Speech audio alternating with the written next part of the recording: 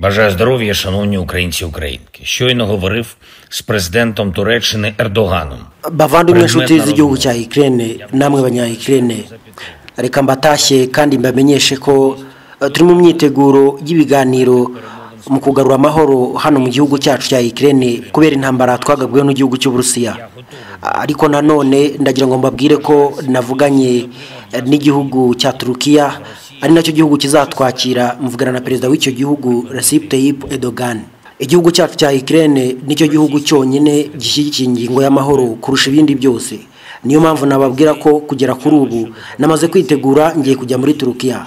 Ariko ikibabaje ku rundi ruhande nuko mu gihugu cy'u Burusiya bataragaragaza ubushake no kumenya niba bazaza cyangwa batazaza.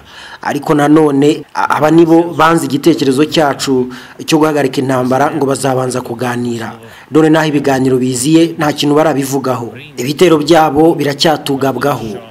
Kandi nanone kubijyanye no guhagarika intambara ndetse n'agahenge nabyo nta kintu barabivugaho. Ibiganiro nabyo tugiye kujyamo by'imbona nkubone nta kintu barabitangazaho. Mbega ibyabo nta muntu n'umwe wamenye uko bimeze. Guceceka kwabo guteye inkeke, ariko twebwe n'ubundi gahunda ni yayindi. Aburusiya bugomba guhagarika intambara byaba vuba cyangwa bitinze, ariko kuyihagarika vuba nibyo byiza kuri bo. Mu mitekerereze yanjye mbona ntacyo bimaze guhora wumva yuko wakomeza kwica inzirakarengane. Perezida w'igihugu cya Turukiya Erdogan nawe akaba yamaze kuvuga ko yiteguye kutwakira ngo atuganirize ndetse anaduhuze maze intambara irangire. Ni byiza cyane ko igihugu cya Leta Zunze Ubumwe za Amerika perezida wacyo nawe yashyigikiye bino biganiro ndetse akanavuga ko nagira amahirwe ashobora kuzaza muri iki gihugu cya Turukiya. Ndagira ngo mbabwire ko twaganiriye n'inshuti zacu zirimo abanyamerika, abanyaburayi ndetse n'abandi, bakanatubwira ko gukoresha inzira y'ibiganiro ariyo nzira yonyine ishobora kutugeza ku ntego yacu y'amahoro. Ikindi nababwira nuko navuganye da Papa wa Kiliziya Gatolika, Papa Leo wa 14, akaba twavuganye amagambo meza kandi ari amagambo afite akamaro cyane. Ibyo twagarutseho ni ukuba igihugu cya Ukraine gikeneye amahoro ndetse n'abaturage bacyo bakabaho mu mutuzo uzira intambara. Igihugu cyacu tuzakigarura kandi abantu bacu nabo bazasubirana amahoro. Ibyo bizaba n'uburyo abaturage bacu bafungiwe hirya no hino mu gihugu cy'u Burusiya ndetse n'abana bacu batwawe nk'imbohe, abo bose tuzabagarura ndabyizeye. Ibyo byose ariko bishoboka ari uko tugiye mu biganiro, kandi Perezida Putin agaragara nkaho adashaka ibi biganiro kandi ari we wabisabye. Icyo mvuga rero, agomba kwitabira ibiganiro byanga bikunda. Niyo ngingo yonyine izagaragaza ko ashaka amahoro. Ese nawe ujya wibaza wakura muganga gakondo utanga ubuvuzi bw'umwimerere bushingiye ku bimera? Nta mpamvu yo gusiragira, igisubizo cyabonetse. Habonetse muganga gakondo utanga inama n'ubuvuzi ku ngo zabaswe n'amakimbirane, kuba baswe n'ibiyobyabwenge namwe mwashyizwe igorora, kuko muganga gakondo abafasha gutandukana n'ibyo binyagwa. Ku bagore n'abakobwa bajya mu mihango iva ntikame cyangwa se bayibuze burundu, namwe mwatekerejweho. Ku bafite ingano y'igitsina batishimira ndetse nabo gutera akabariro byanze, aya mahirwe ntabacike. Avura indwara zitandukanye zirimo nk'amarozi y'ubwoko bwose, nyabingi, ibitegano, ibigaburano, ibihuhirano, gutsirika, gukongora inyatsi ndetse n'ibindi. Akarusho kandi kubivuza indwara nk'umwijima, amibe, rubagimpande, igifu, impyiko ndetse n'izindi, namwe mwatekerejwe. Kuba ari imahanga namwe ntabwo twabibagiwe, kuko dukorana na DHL tukabagezaho imiti yacu. Ku bindi bisobanuro ukeneye kuvugana na muganga gakondo ushobora kumwandikira cyangwa se ukamuhamagara kuri nimero ikurikira 0788 Erega amagara nicyo gishoro dufite gikomeye. Sigasira amagara yawe hakiri kare hatutayatakaza di. Плане ничего не поменялось. Мы это сделаем. Kuri ingingo nta kintu cyahindutse. Twebwe twababwiye ko twiteguye kuganira kandi Uburusiya n'ubundi buracyashaka kuganira. Ubushize perezida wacu w'igihugu cy'u Burusiya niwe wabivuze, n'ubu nta kintu kigeze gihinduka kuri byo. Icyo dutegereje rero kugira ngo tumenye abazitabira ibiganiro, dutegereje amabwiriza azaturuka kwa Perezida Putin.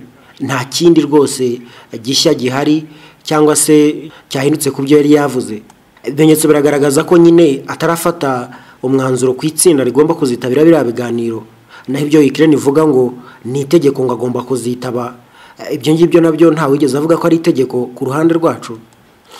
Nanjye ndongera gusubiramo ko ibyo perezida w'igihugu cyacu yavuze mu mbwirwaruhame ye ku itariki 11 z'uku kwezi ari byo n'ubundi bigihari. Gahunda ni ukuganira kandi Uburusiya burashaka ibiganiro. Abazahagarara igihugu cyacu icyo nzi nuko bazaba bategerereje abo mu gihugu cya Ukraine muri Turukiya, ahubwo reka twizere ko abanya Ukraine nabo bazaza.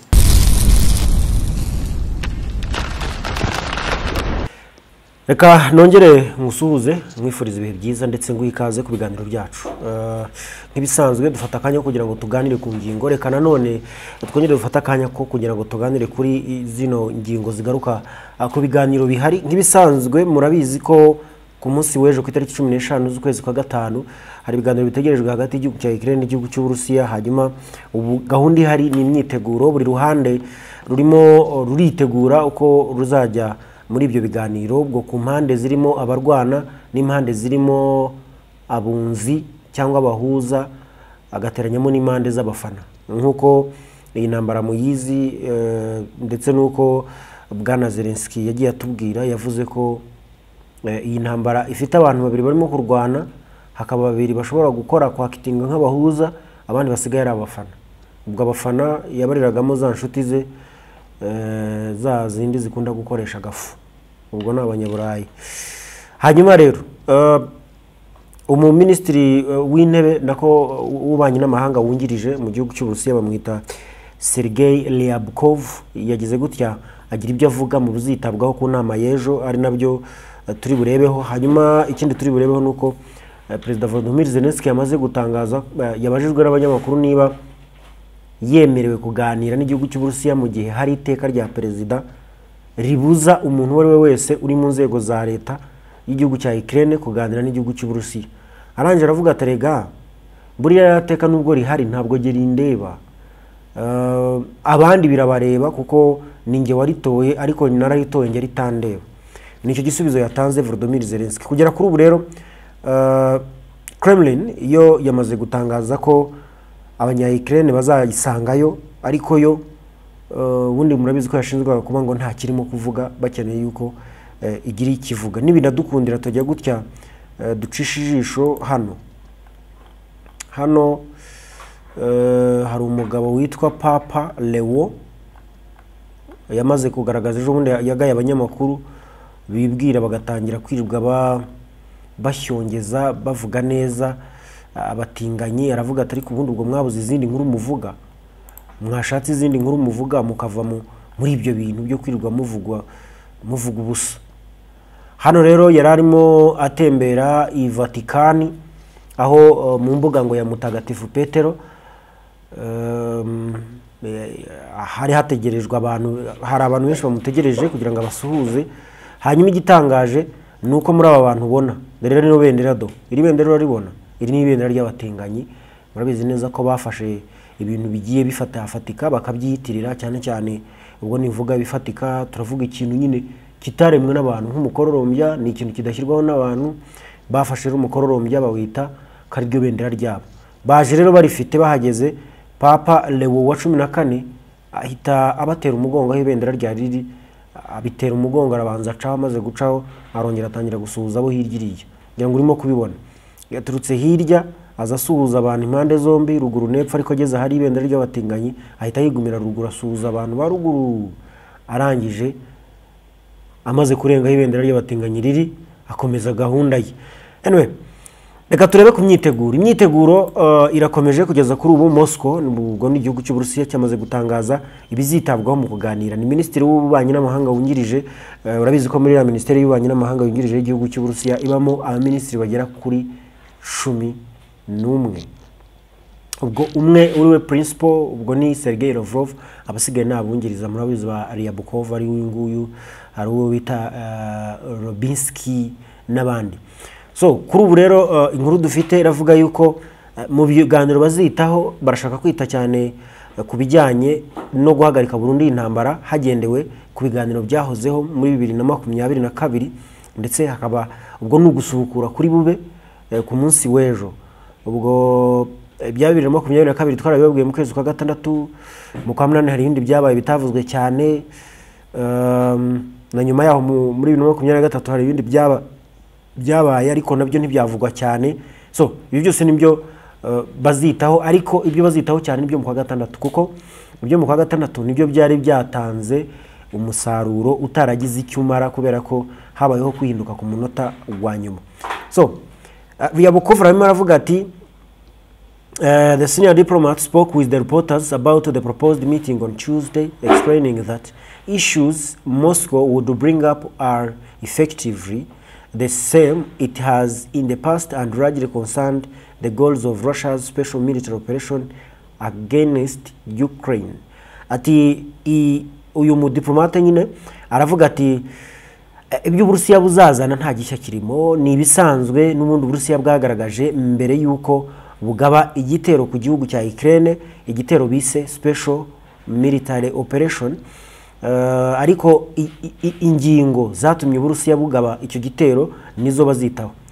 Agakomeza agira ati they have been on the agenda all the time. Ati izo ngingo zari zisanzwe ziri kuri agenda ibihe byose by'intambara. How to ensure a reliable, sustainable settlement of the situation first of all.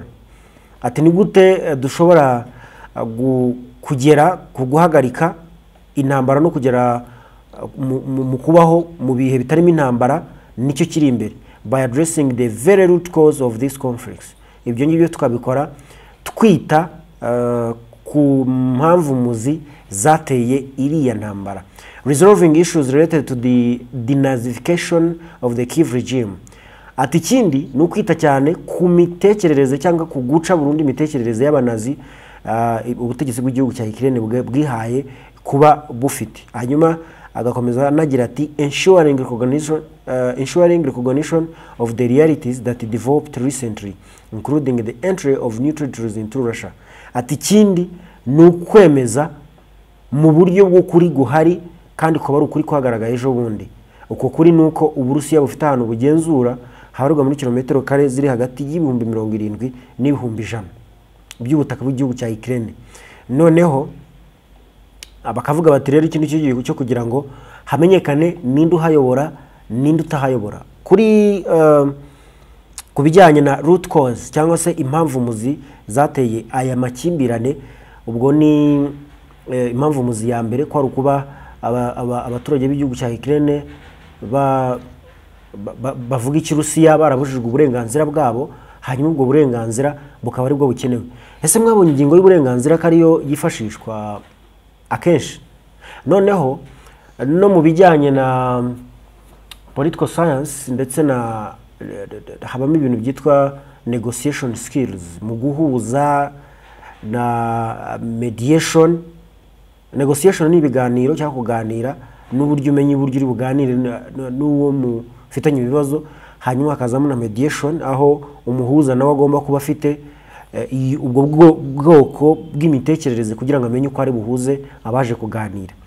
Muri negotiation niho hagaragara ko ngo iyo abantu barimo kugaragaza ko ikibazo bafite ari uburenganzira bw'abantu runaka bimwe, ku buryo uje akabazaje gufasha ba bantu kubona uburenganzira bwabo, uwo muntu birakugora cyane gushaka kumukura aho hantu cyangwa muri abo bantu. Ni ukuvuga ngo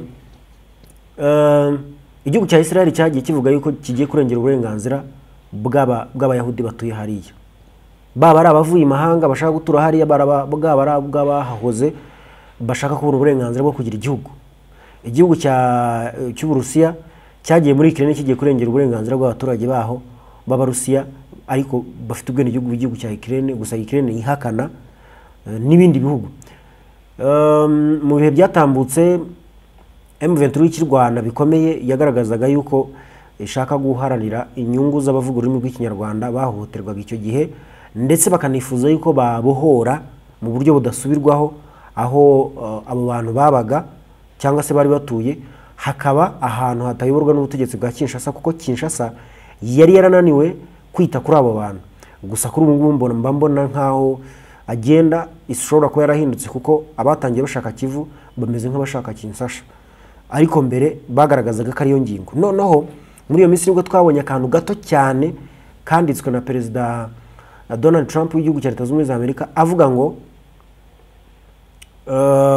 umuntu wese urwana mu nyungu z'igihugu cye nta cyaha abakoze niyo yaba yambutse umupaka, kandi igihugu ni abantu.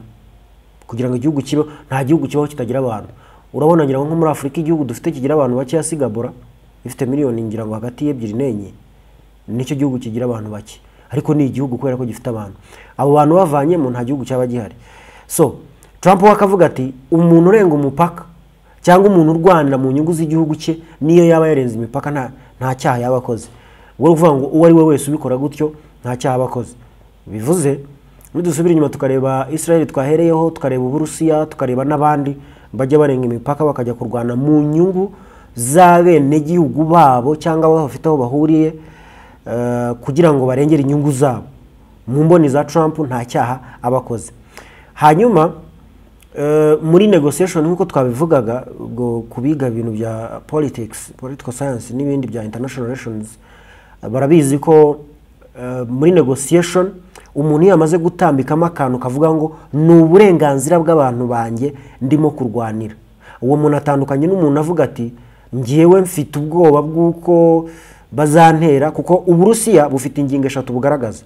Iya mbere ni ukuvuga ngo impamvu muzi zatumye bino bintu bibaho. Impamvu muzi zirimo ko Ukraine ishaka gukurura ibyago igihugu cy'Uburusiya ijya muri NATO, zirimo ko Ukraine irobanura mu baturage bayo ku buryo abafite abahuri n'igihugu cy'Uburusiya bahezwa. Hanyuma ikindi denazification, ibitekerezo by'abanazi byo kumva yuko wakwica abantu kabamaraho kabari wowe ugira ubuhangange, ari wowe uvuga, ari wowe usigara wenyine, rimwe na rimwe abandi ukabambura igihugu akaba ari usigarana uburenganzira bwo kugira igihugu wenyine cyangwa isi yose ikaba icyo gihugu cyawe gusa. Iyo ni imyumvire ya Hitler, iyo ni imyumvire ikwiye kurimbuka kuko buri bantu bakwiye kugira igihugu. Wowe rero nubima uburenganzira bwo kugira igihugu, aho ngaho bizaba ari ikibazo gikomeye. Noneho hakiyongeramo n'ingingo yo kuvuga ngo hari ukuri kwagaragaye gukenewe kwitabwaho kurimo kuvuga ngo niba igihugu cy'Uburusiya cyaramaze gufata ahantu cyafashe, hakaba ari handi hatuwe abantu babujijwe uburenganzira bwabo, hakaba ari ahantu cyatakaje imari kugira ngo cyafate, hakaba ari ahantu cyatakaje umwanya n'abasirikare n'ubuzima bw'abantu. Uko ni ukuri by facts cyangwa de facto, mu buryo bw'ukuri Uburusiya, mu buryo bw'ibimenyetso Uburusiya nibwo buyobora aho hantu. Birasaba rero ko niba ari Uburusiya buyobora aho hantu kugira ngo buhave, buraba bwabwiwe iki? Ntacyo. Ahubwo ukuri guhari kundi nuko agace Uburusiya bwahoranye mbere ariko mu buryo butemewe n'amategeko, noneho bukaza kukigarurira mu buryo bwa gisirikare n'ingufu 2014 ka Crimea. Ubu noneho kagomba kuba ku Burusiya mu buryo bwemewe n'amategeko. Umuvandimwe yarambwiye ngo ni diure cyangwa ni dijure kuko ni Kilatini, ariko nibwo buryo bari bamuvugaho mu minsi yashize, barimo batugaragariza impungenge n'ibyo Uburusiya burimo gusaba. Ibi rero bikaba ari byo n'ubundi biri ku meza y'ibiganiro, ariko uyu wungirije nyine Minisitiri w'Ububanyi n'Amahanga Sergei Ryabkov akaba yongeye agasa n'ubyagura akavuga ati the deputy minister has apparently referred to Kherson, Zaporizhia region as well as Donetsk and Luhansk People's Republic, which are incorporated into Russia in late 2024 following a string of referendum. Ngo hano yakomozaga kuri izi ntara uko ari eshatu, ubwo ni intara ya Kherson ndetse na Zaporizhia, sebura ni intara regions, ibice ni ibice bya Kherson ndetse na Zaporizhia, then hakaza n'izindi leta ebyiri zigenga. Izi ni za zindi ziri muri Donbass zari zaremerewe kuba autonomous kuba zigenga kuva muri 2015 nibwo inama yabereye i Minsk mu gihugu cya Belarus yemeje ko ziriya ntara zigomba kuba zigenga, zitayoborwa n'igihugu cya Ukraine, zitayoborwa n'igihugu cy'Uburusiya. Why? Zari zituwe n'abantu, igihugu cy'Uburusiya cyita bacyo, Ukraine kabita bayo, ariko kubera inyungu zihari zijyanye n'ibikorwa remezo abasoviete bahubatse mu myaka yabanje ndetse n'ubukungu buri munsi y'ubutaka, bikaba ngombwa ko bahora barwanira. Iyo nama rero yicaye baravuga batari ku wundi kubera iki mwebwe tutahabambura mwese hakaba ahantu higenga kandi n'ahantu hanini bakagira leta, izo leta zigashyirwaho uburyo bwo kuyoborwa bundi zikajya zigenzurwa ko zitabangamira uburenganzira bwa muntu. Ni nuko byagenze rero muri 2015 Minsk Agreement, second Minsk Agreement, kuko zari ebyiri, bemeza ko Donbas irimo Luhansk People's Republic ndetse na Donetsk People's Republic zigomba kuba zigenga. Hanyuma zitangira kwigenga kugera umunsi igihugu cya Ukraine cyumvaga yuko gikwiye kubyinjiramo, hanyuma kirema batayo yitwa Azov Battalion iruhande rw'umugezi cyangwa amazi yitwa Azov, ni inyanja hagati y'igihugu cya Ukraine n'Uburusiya. Barangije bahashyira uwo mutwe kabuhariwe, mu mutwe ufite ingufu ku buryo bikekwa ko mu bihe leta ya Zelensky ishobora kubirebye nabi bayikorera na kudeta bakayikuraho. So ubwo rero ni bimwe mu bizaganirwaho, ni kuba izi ntara uko aresha tumaze kuvuga zigomba kuba iz'Uburusiya, hakiyongeraho iyi ngiyi ya Crimea nayo yaje kuba adopted n'igihugu cy'Uburusiya muri 2014. Ryabkov rero akavuga ngo it is premature to make any prediction. The question should be addressed to the sponsors of the Kyiv regime and Kyiv itself. Are they ready to negotiate? We have strong impression that with the current approach, these figures can be characterized by their inability to negotiate. Ati hano yasubizaga umunyamakuru wamubajije ati se mwebwe ibiganiro murabikeneye cyangwa n'ibya bindi byanyu mukanya muri bubyange? Ati ahubwo mwebwe ikibazo umbajije ukibajije uragicuritse, wakabaye iki kibazo aricyo ubaza igihugu cya Ukraine ndetse n'abagifasha, sponsors of the Kyiv regime and Kyiv itself, niba bo biteguye kuganira, kuko rimwe na rimwe turebye dusanga aribo basa naho batiteguye kuganira. Ndetse akavuga ati buri gihe cyose bagiye bagaragaza imbogamizi n'ubushake bukeya mu kuganira. Ati n'ubu rero ntago twiteguye ko, ntago tuzi neza ko bazaganira. Kandi koko nkuko twagiye tubigarukaho 2022 Zelensky yatoye itegeko, muri iryo tegeko rye ryabuzaga igihugu cye kuganira n'umuntu wari wese mu gihugu cy'Uburusiya biciye mu biganiro bigamije kugira ubuhuza bubaho cyangwa guhosha amakimbirane ahari kugeza kuri ubu.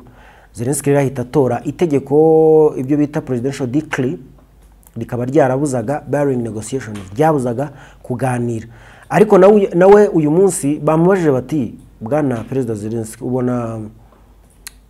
ubona se irya tegeko ryateka waciye, kuko perezida citeka ryateka waciye rirakwemerera kuganira n'igihugu cy'Uburusiya? Nawe rero mu gusubiza aravuga ati burya regaje ntago bindeba, urugero ngo birandeba. Ukrainian Vladimir Zelensky has claimed that the error he signed the banning negotiation with Russia does not apply to him personally. Nkuvuga ngo iteka yaciye ntabwo mubo ribuza, mu byo rigena nawe ntabwo bimureba. Ni nkuko wavuga abashinga amategeko ntabwo bari abadepite n'abasenateri mu nteko ishinga amategeko bicara bakazana bakiga imishinga y'amategeko bakayikurikira bakazayigeza ku rwego rw'uko isinywaho n'umukuru w'igihugu. Niba niteka ari uko bigenda ntabwo mbyibuka, ariko uko byagenda uko ariko kose, iyo iteka cyangwa itegeko ryamaje gutambutswa kwemezwa mu igazeti y'igihugu, ngira ngo ntekereza ko abantu bose iyo ryamaze gutambuka abantu bose riba ribareba mu buryo bungana. Ariko perezida akagira umwihariko. Muri Ukraine ushobora gusanga umwihariko wabo ari uko perezida atora amateka, aca amateka, ariko ayo mateka akaba atamureba. So ibi rero yabivuze nyuma yuko yari arimo aganira n'abanyamakuru ku bijyanye no kuba agiye guhura n'igihugu cy'Uburusiya mu biganiro biri direct, imbona nkubone. Zelensky intended to travel to Turkey later this week, while direct negotiations between Russia and Ukraine are expected to resume for the first time since Kyiv suspended talks in 2022. He has insisted that Putin must attend the talk in person to prove that Moscow has a genuine interest in the peace. Ati Zelensky nyine muri iki cyumweru nibwo yavuze yuko azajya muri Turukiya. Muri Turukiya agiye kujya, aravuga yuko agiye kujya kuganira no kongera gusubiza mu buryo ibiganiro byahagaze muri 2022 byahuzaga zino mpande zombi, hanyuma Ukraine ikaza kubyivanamo. ariko Zelensky akongeramo akantu gasa na condition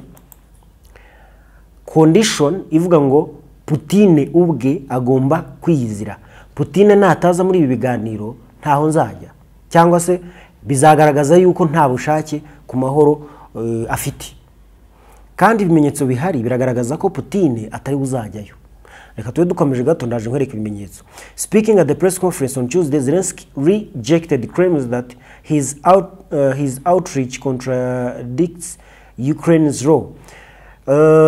Nyine icyo gihe kuwa kabiri ubwo nejo yari arimo aganira n'itangazamakuru, hanyuma agaragaza yuko bamugaragariza yuko abanyamakuru bari kumugaragaza yuko gusohoka kwe mu gihugu akajya hanze y'igihugu muri Turukiya binyuranyije n'amategeko y'igihugu cya Ukraine, kubera ko batugaragariza ko yigeze nyine gutora rya tegeko endorsing by the Ukrainian National Security and Defense Council and signed by Zelensky, prohibiting negotiations with Russia while Putin remains in office. The law was introduced as Kyiv pursued a military victory in the conflict. Iryo tegeko ryasinywe ryavugaga yuko inzego za gisirikare cyangwa umuntu wari we wese mu nzego z'umutekano w'igihugu cya Ukraine atemerewe nabusa kuganira n'igihugu cy'u Burusiya igihe Putin azaba akiri perezida w'igihugu cy'u Burusiya. Wakavuga ati kuganira gushoboka kuzabaho Putin igihe azaba yarerekeye kuba perezida w'igihugu cy'u Burusiya. None bakamubaza bati urumva utarimo kwivuguruza n'amategeko wowe ubwawe watowe. Arangije aravuga ati ntago ibyo ngibyo bifite ikibazo. Gusa we icyo gihe atora rino tegeko yibwiraga yuko intsinzi izabonekera mu kurwana. The law was introduced as Kyiv pursued a military victory in conflicts. Yibwiraga ko bazatsinda mu kurwana. Ashobora rero kuba amaze kubona ko ibyo ngibyo bidashoboka nonaha wenda ejo, ariko se ejo ntiryari. Ese bizashoboka Uburusiya bugihari Ukraine, bizashoboka Uburusiya bugihari na Ukraine igihari, cyangwa hazabaho kuburizwamo nka kwa kundi cyane twajya twiga ngo iyi ngiyi iraburizwamo gutya, ngo iyi ngiyi iburizwamo gutya, ngo yayaburijwemo imbere ya wabi bibyara gutya, nyine bya binyarwanda twajyaga twiga kera, naje gusanga kaho bikoresha naho nkabura niyo yayo. So it's a Russian narrative that I cannot speak with Putin, Zelensky said. Nobody but me can conduct negotiation on sovereign and territorial integrity of Ukraine on our course. Ati ibyo bintu byo mwirirwa muvuga ni imyumvire ya Kirusiya muzana hano n'amapropaganda yabo. Atariko nta wundi muntu ushobora kuvugana n'igihugu cy'u Burusiya utarigi mu bijyanye n'ubusugire bw'igihugu cyacu ndetse no kwishyura ukizana kw'igihugu cyacu. Nta wundi muntu rero wavuga wagira n'ibiganiro n'igihugu cy'u Burusiya kuri izo ngingo utarigewe. None se ko wateye itegeko rikubuza, atariko ibyo ngibyo ntago ngewe bifataho. So muri ya precondition ye rero cyangwa bwa busabe bwe bwa mbere yuko ibiganiro bitangira, aravuga ati igihugu cy'u Burusiya kigomba kuba gihagarariwe na Putin, nataza kizaba ari ikimenyetso cy'uko adashaka amahoro. Ariko mu Burusiya bo bakatubwira ngo abazahagararira igihugu cy'u Burusiya mu biganiro bazaba bategereje Zelensky cyangwa se abo muri Ukraine mbere yuko wenda bo bahagira. Kremlin issues an updated preparation for potential Ukraine talks. President Putin will decide when the lineup of Moscow delegation for the negotiation will be announced. Spokesperson Dmitry Peskov niwe wabivuze ko perezida w'igihugu cy'u Burusiya Vladimir Putin ari we uza kugena bande lineup. Urabona mu ikipe z'umupira bagira 11 babanzamo, bakagira nabo basimbura ngira ngo ni barindwi ari cyane batanu. Buri ikipe ngira ngo ifite abantu 18 bose hamwe bari gukina uwo munsi niba ngombwa, niba ntibeshye, ariko ku bya match byo ntago business. Anyway, muri lineup bakugaragariza bose abari buze gukina. So President Putin ni uzagaragaza ni bande bazajya mu biganiro. The talks between Russia and Ukraine in Istanbul later this week are still possible, and Moscow is making preparation should they take place, Kremlin spokesperson Dmitry Peskov said. Ati bino biganiro bigiye kuba bizahuza imbona nkuba n'igihugu cya Ukraine n'Uburusiya. Igihugu cy'u Burusiya kiracyatekereza ko bizaba, kandi kikaba kidashidikanya ko bizaba, niyo mpamvu kirimo no kwitegura kugira ngo igihe cyo kugera kwabyo nikigera bazabe baramaze kwitegura kugira ngo babijyemo. Ariko hano nashaka kukwereka ko igihugu cy'Uburusiya cyo gipanga kuzahagararirwa mu gihe Ukraine ivuga yuko Zelensky Putin agomba kuzaba ari we uhari. Iyi nkuru iravuga ngo Russian delegation will be awaiting for Ukrainians in Istanbul, Kremlin. Ngo abahagarariye igihugu cy'Uburusiya bazaba bategereje abahagarariye igihugu cya Ukraine muri Istanbul.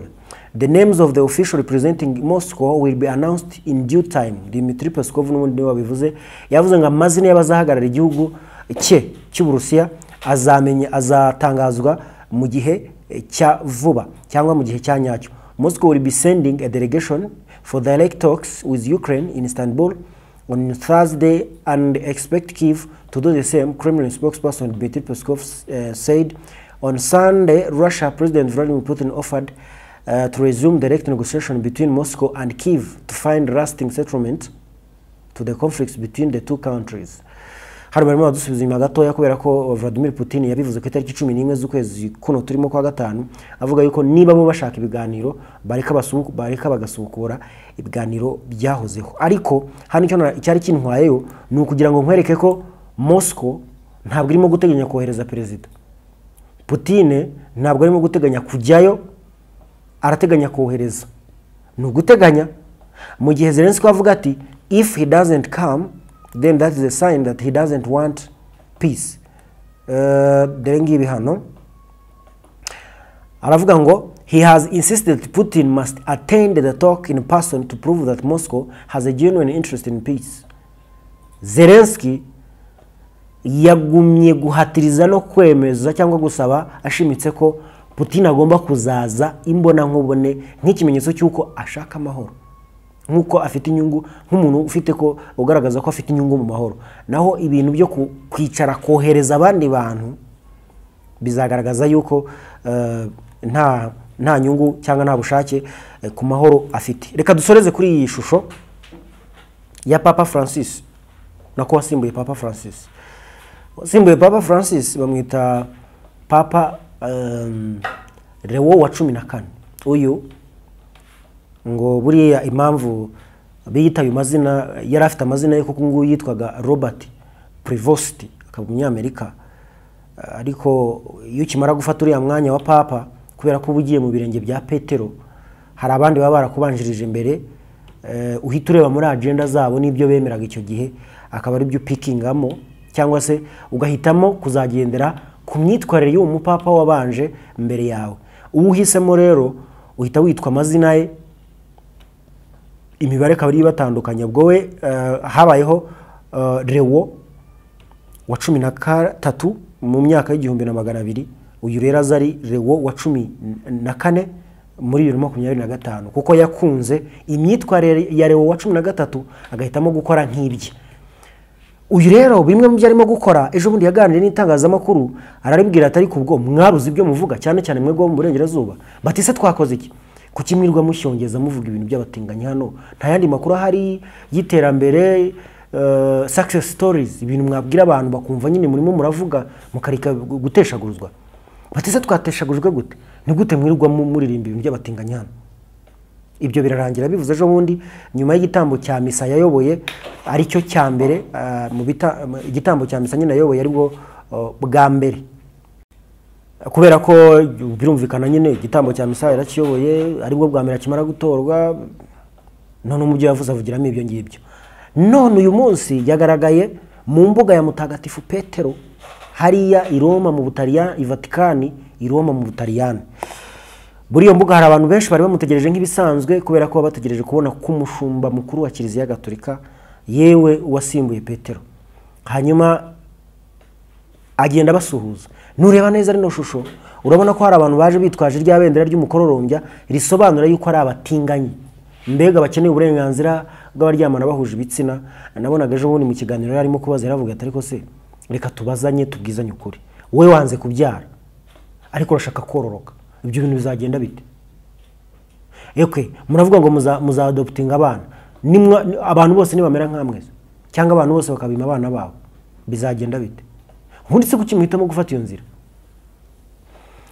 Rero yabagezeho ahita batera umugongo. Ibi rero birahura n'icyitwa imiyoborere ya President Donald Trump. Murabizi ko mbere y'uko uyu mupapa atorwa Donald Trump yagaragaye mu mashusho y'ifoto yari yakozwe n'ubwenge bukorano, ariko ubwo bwenge bukorano bukoreshwa n'abantu, ntago bwabyuka mu gitondo ngo buvuge ngo reka nkora ikintu runaka, no. Ubwo burabyuka mu gitondo bugasanga butegereje ko abantu babubwira ngo kora iki. Abantu rero barabubwiye bati wadukoreye ifoto ya papa ariko w'umutrump, cyangwa wadukoreye papa Trump yabaye papa. None iyo foto barayikora, bamaze kuyikora Trump arayisharinga cyangwa gukwirakwiza ku mbuga ze. Burya umuntu w'umustar cyangwa se prominent figure nk'abahanzi, abanyamideli, abaperezida, abanyapolitike n'abandi, gukora ikintu kitwa gusakaza, kubera ko afite abantu benshi bamukurikiye, yisanga icyo kintu nyine iyo gisakaje abantu benshi cyane barakibona, kubera ko abamukurikira ni benshi. Hari abamukurikira following, hari n'abamukurikira ibyo ashyiraho ariko batamufollowinga ku mbuga ze. So Trump yafashe iyo foto ameze nka papa cyangwa yabaye papa, arayisharinga nk'ikimenyetso cy'uko yayishimiye. Nyuma yaho nibwo twabonye umupapa wo muri Leta Zunze Ubumwe za Amerika. Uyu rero avuga ibyo Trump yavugaga akimara kurahira. Trump akimara kurahira yaravuze ati mu gihugu kirimo abantu batekereza mu buryo bwa common sense.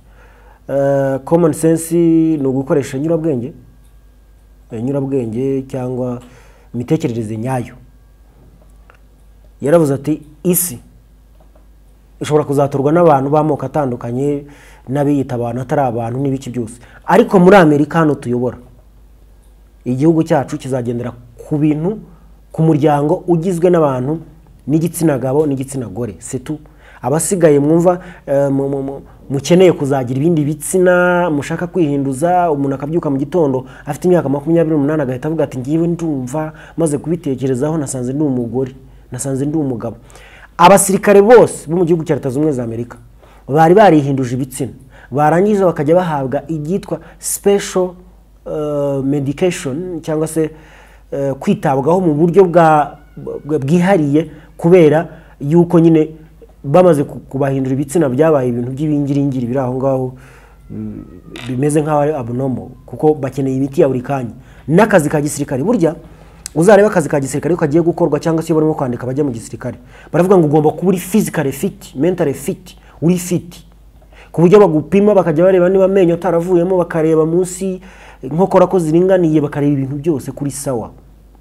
None undi aragiye ari muzima, bafashe igitsina barakibaze, wenda barahasatuye bahagize nka the other agenda, cyangwa se barahabumbye bahakoze mu bundi buryo, ikibazo gihita kivuka. Uwo muntu ntabwo aba akiri no mu migendera bababara, guterura ibintu bikomeye niba bigishoboka, gusimbuka ya miferege abasirikare basimbuka no kuva mu mitaka biba ari ibintu bigoye. Noneho ugasanga igisirikare cyangwa Minisiteri y'Ingabo igiye ku mugogoro wo guhora yita kuri abo bantu kuko bakeneye ubuvuzi bw'umwihariko. Trump yababwiye ati ntabwo tuzongera kubavura, niba mwumva umushahara wanyu utabatunga mu bijyanye n'ubwo buvuzi mwishoyemo, mugende mupfe, nta bundi buryo twabafashamo. Uyu mupapa rero nawe akimara kurahira gutyo, nako akimara gutorwa, kubanza abo batarahira, iyo yatowe biba byarangije, aba yamaze gusiga umwuka wa Roho Mutagatifu na Yezu Kristo w'i Roma muri Kiliziya Gatolika. Ubwo rero nawe akimara kurahira yaziye muri agenda ya Leta Zunze Ubumwe za Amerika. Niyo mpamvu ubona agera ku ibendera ry'abatinganyi agahita ritera umugongo. Urabona ko yaje asuhuza abantu impande zombi, ariko ageze ku ibendera riho abatinganyi ahita batera umugongo, amaze kubarenga atangira gusuhuza abantu nkuko byari bisanzwe. Ikimenyetso cyiza cyane cyuko Kiliziya Gatolika yongeye gusubira mu murongo. Nigeze kumva umuvandimwe umwe arimo yitonganya avuga ati umusingi wa Kiliziya Gatolika utandukanye na politiki, ariko hari igihe usanga umusingi wa Kiliziya Gatolika bawurekuye bakivanga mu bya politiki. Cyane cyane bivugwa yuko Benedict wa 16 ngira ngo wavuyeho 2013 yananijwe nuko bamuzaniye agenda, kuri agenda gasanga leta yaba Republika yari iri icyo gihe. Murabizi ko 2016 hari hariho Obama, kandi aba Republika nibo bantu babahanga cyane mu gukwirakwiza ibintu bihabanye n'ukuri cyangwa n'indangagaciro z'isi, ari bwo butinganyi n'ibindi. Hanyuma icyo gihe babwira Benedict wa 16 bati wakwamamaje buno butinganyi, waretse abapadiri bakajya batingana, waretse abapadiri bashaka gushaka bagashaka, nyine bamubwira ibintu bitabaho. Benedict arebamo arabwira ati se murabizi ngendeguye ntago bino bintu bibasha. amaze kwegura bahita bazana Papa Francis wa mbere warababwira ati okay that's fine. Akagirirwa avuga ati yanyandiko ye yitwa Fiducia Splicanus, yavuze ati erega n'abatinganyi n'abantu kandi Yezu nawe yaje kureba abantu, nukuvuga ngo abo bantu nabo n'abantu mu bandi mujye mu masengero umugisha.